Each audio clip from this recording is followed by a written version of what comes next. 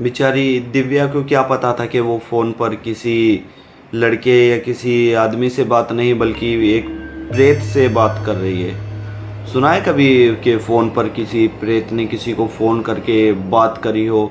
एक दिन नहीं, 2 दिन नहीं, बल्कि कई सालों तक। ऐसी ही इंटरेस्टिंग कहानी लेकर आया हूँ भाई। पूरी सुनोगे तो मज़ा आ जाएगा, रूह तक काँप जाएगी। लेकिन उससे पहले यार एक छोटी सी दिल में दर्द है कि यार चैनल क्यों नहीं सब्सक्राइब कर रहे, ये बताओ। यार चैनल सब्सक्राइब करोगे तो वीडियो बनाने में और ज़्यादा मज़ा आएगा, और ज़्यादा ये होएगा कि हाँ भाई कैसे बढ़िया से बढ़िया अच्छी से अच्छी वीडियो आप लोगों तक पहुंचाई जाए। तो यार फटाफट से चैनल को सब्सक्राइब कर लो, फिर आगे की तरफ बढ़ते हैं और जानेंगे दिव्या के साथ क्या हुआ और किस तरह से फ़ोन पे प्रेत उससे सालों तक बात करते रहा। आगे बढ़ने से पहले एक छोटा सा इंट्रो। नमस्कार, जय भोलेनाथ। मेरा नाम शंकर है। मैं कहानियाँ सुनाता हूँ, ऐसे किस्से कहानियाँ आप सभी के लिए लेकर आता हूँ जो सच्ची घटना पर आधारित होते हैं। ये किस्से कहानियाँ मुझे आप सभी लोगों में से कुछ लोग भेजते हैं जो मैं आप सभी लोगों तक पहुँचाता हूँ। ये किस्से कहानियाँ इस चैनल तक पहुँचाने का एक ही मोटिव होता है कि किसी की गलती किसी की सीख बन सके, क्योंकि कई लोग इस तरह की गलतियां कर देते हैं और उन्हें आगे ये नहीं पता रहता कि अब इससे छुटकारा कैसे पाया जाए, अब ये चीज़ हमें छोड़ेगी कैसे। तो उन्हीं गलतियों को सुधारने के लिए तुम्हारा भाई एक छोटा सा चैनल खोला है, छोटी सी कहानी सुनाता है, कुछ बातें बताता है जिससे शायद किसी की हेल्प हो सके। आपकी नज़र में कोई ऐसा है कि जिसकी हेल्प हो सकती है हमारी वीडियोस से, तो उसको वीडियो शेयर कर दे करो और सब्सक्राइब तो आपको करना ही पड़ेगा। चलिए बढ़ते हैं कहानी की ओर और जानते हैं दिव्या के साथ आखिर ऐसा हुआ क्या।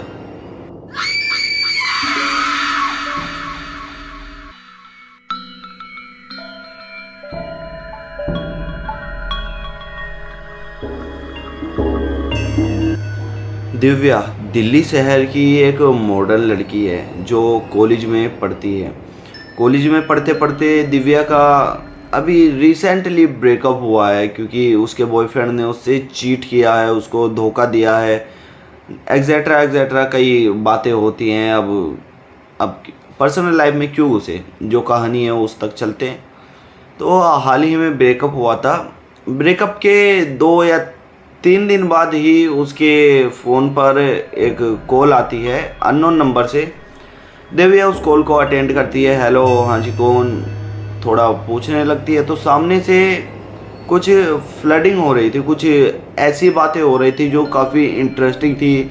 जैसे प्ले बॉयज़ लड़कियों से बात करते हैं फ़ोन पे, अपनी तरफ अट्रैक्ट कर लेते हैं, लड़कियां खो जाती है बातों में, कि उनको एक क्रेविंग हो जाती है बात करने की कि अब क्या बात कहेगा, आज कॉल क्यों नहीं आ रही, आज बात क्यों नहीं हुई, मैसेज कब आएगा।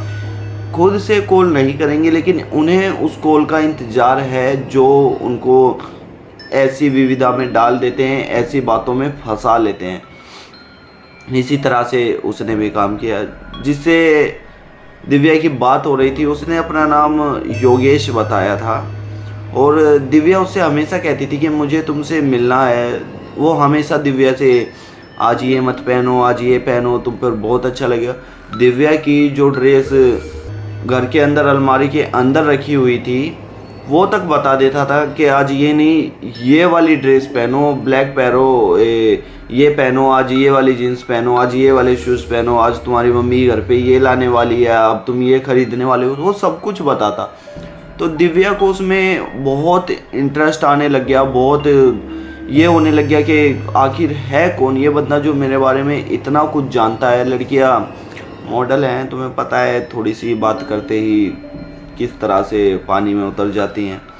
तो दिव्या इसी तरह से जानना चाहती थी कि ये बंदा है कौन जो मेरे बारे में इतना कुछ जानता है। दिव्या के फ़ोन पर किसी तरह का कोई नोटिफिकेशन भी आता था ना, तो भी उसे पता चल जाता था कि हाँ दिव्या के फ़ोन पर किसी तरह का नोटिफिकेशन आया है। और दिव्या को दिन की सारी बातें बताता था कि आज तुमने खाना इतना कम क्यों खाया है, या फिर तुमने आज ये क्यों खाया है, या ये खाया है तुमने। मतलब दिन में होने वाली हर एक वो चीज़ बताता था जो चीज़ दिव्या भी शायद नहीं सोच सकती थी। आप मानिए वो ये तक बता देता था कि आज दिव्या कितने समय तक सोई है, कि 8 घंटे 40 मिनट 9 घंटे इस तरह का टाइम तक बता देता था। यहाँ तक बता देता था कि दिव्या आज कितने पानी में नहाई है, 1 बाल्टी 1.5 बाल्टी, इतने मग्गे, दिव्या ने कौन सा साबुन यूज़ करा है, आज बाल धोए हैं, आज क्या क्या। मतलब दिव्या की लाइफ में कोई ऐसी चीज़ बची नहीं थी जो वो नहीं बता देता था। रात को वो सोती थी ना, तो वो ये भी बता देता था कि आज तुम्हारे पैर पे मच्छर ने काटा, कितना बुरा मच्छर था वो जो तुम्हारे पैर पे काट के गया। इतने प्यारे पैरों पर भला कौन काटता है, इतने प्यारे पैर अगर मच्छर काटने लगे तो हमारी तो जान ही निकल जाएगी। इस तरह की कुछ बातें करता था, इस तरह के कुछ अपने विचार रखता था उसके सामने कि दिव्या उसकी बातों में खो गई। दिव्या अब पागलों की तरह उससे मिलना चाहती थी। दिव्या हमेशा उससे एक ही बात कहती थी कि मुझे तुमसे मिलना है। दिव्या पूरे दिन सुबह उठने से पहले जब फ़ोन उठाती थी दिव्या, तो उसकी काफ़ी मिस कॉल्स देखती थी, बैक कॉल करती थी, बातें करती थी, बातें करते करते तैयार हो जाती थी, अपने कॉलेज निकल जाती थी। जो कॉलेज के बाद जॉब पर जाने लगी तब भी उससे बातें होती रहती। रास्ते में तुम इस बस पे बैठी हो, तुम इस मेट्रो में बैठी हो, तुमने इस सीट पे बैठी हो, तुम्हारे बगल में कौन बैठा है। दिव्या आस पास देखती, जिसने भी कान पर फ़ोन लगा रखा है दिव्या का शक उसी पर जाता, लेकिन दिव्या कभी उसको पहचान नहीं पाई कि कौन है कौन नहीं, और क्या पिक्चर है क्या नहीं, क्या सीन है, दिव्या कुछ नहीं जान पाई। एक दिन दिव्या को अचानक से कॉल आना बंद हो जाता है। दिव्या को पूरे दिन किसी भी तरह का कोई फ़ोन नहीं आया। दिव्या उस दिन परेशान हो गई कि आज फ़ोन नहीं आया। एक आदत बन जाती है एक चीज़ की, आप अगर किसी से रेगुलर फ़ोन पर बात करते रहोगे या फिर सामने जाकर बात करते रहोगे तो आदत बन जाती है इस चीज़ की कि बंदे से बात हो रही है तो बात करने के बाद ही नींद आएगी, उससे पहले आप बेचैन रहोगे, करवट इधर से उधर बदलते रहोगे, नींद नहीं आएगी। दिव्या के साथ भी यही हो रहा था। दिव्या करवट इधर से उधर बदल रही थी, नींद नहीं आ रही थी। दिव्या ने करीब 600 से 700 फ़ोन उस नंबर पर कर दिए थे जिस नंबर पर दिव्या की बात होती थी, लेकिन सामने की तरफ से कोई रिस्पॉन्स नहीं था। जो हमें नाम बताया गया वो योगेश था, योगेश की तरफ से कोई रिस्पॉन्स नहीं था। सुबह होती है, दिव्या को अपना फ़ोन उठाकर देखती है, सुबह भी किसी भी प्रकार की कोई मिस कॉल नहीं थी।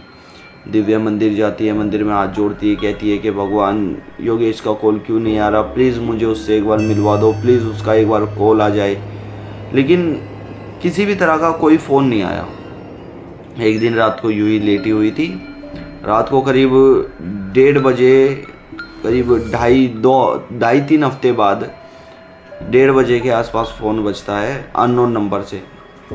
दिव्या फ़ोन उठाती है, सामने से आवाज़ आती है कि इतने दिनों से बेचैन थी, तुमने अच्छे से खाना भी नहीं खाया। दिव्या इतनी खुश हो चुकी थी, इतना एक्साइटमेंट हो चुकी थी कि बस अब उसे किसी और चीज़ की ज़रूरत ही नहीं थी। दिव्या उसे डांटने लगती है, अपना हक जताने लगती है कि तुमने इतने दिन से फ़ोन क्यों नहीं किया, तुम पागल हो गए थे क्या, मेरे पता है कितनी तुम्हारी फ़िक्र हो रही थी, कितनी टेंशन में आ गई थी मैं, ये वो। दिव्या उसे कई डांट लगाती है, कई बातें कहती है। ये मान लो अब दिव्या उससे सच में प्यार करने लगी थी कि हाँ मैं इससे प्यार करने लगी हूँ, और आखिर ये है कौन जो मेरे बारे में मुझसे भी ज़्यादा जानता है। लेकिन दिव्या को जो उस दिन सच्चाई पता चली वो दिल दहला देने वाली थी, क्योंकि दिव्या ने कभी सोचा भी नहीं था कि उसके साथ ऐसा हो जाएगा। जो उससे फ़ोन पे बात कर रहा है वो बल्कि कोई आदमी नहीं, कोई प्रेत है। ये किस तरह से दिव्या को पता चला और दिव्या से कौन प्रेत बात करता था और क्या हुआ आगे, ये नेक्स्ट पार्ट में पता चलेगा। गुस्सा मत हो, ये तुम सोच रहे हो कि नेक्स्ट पार्ट ले आता है क्या, नेक्स्ट पार्ट में पता चलेगा, क्योंकि छोटी वीडियोस लोग ज़्यादा देखना पसंद करते हैं। नेक्स्ट पार्ट में पता चलेगा दिव्या के साथ क्या हुआ और उसे किस तरह से पता चला ये प्रेत है, और उस दिन दिव्या की क्या बात हुई, और रात को 1:30 बजे ही आखिर क्यों फ़ोन किया, और 1:30 बजे इन शक्तियों का क्या महत्व बढ़ जाता है, ये भी मैं आपको बताऊंगा नेक्स्ट वीडियो में। अभी तक के लिए इतना ही। नमस्कार, जय भोलेनाथ। अभी तक चैनल को सब्सक्राइब नहीं किया है तो सब्सक्राइब कर लीजिए और नोटिफिकेशन आपको मिल जाएगा। और कमेंट सेक्शन में ज़रूर बताना कि ये पार्ट कैसा लगा, और नेक्स्ट पार्ट में जाकर भी ज़रूर बताना कि नेक्स्ट पार्ट कैसा लगा, क्योंकि इस कहानी में तो सिर्फ अभी इंट्रो ही आया है इस कहानी का। शायद पार्ट इसके 3 भी बन सकते हैं। नमस्कार, जय भोलेनाथ। चैनल को सब्सक्राइब कर लो। मेरा नाम शंकर है, मैं कहानियाँ सुनाता हूँ।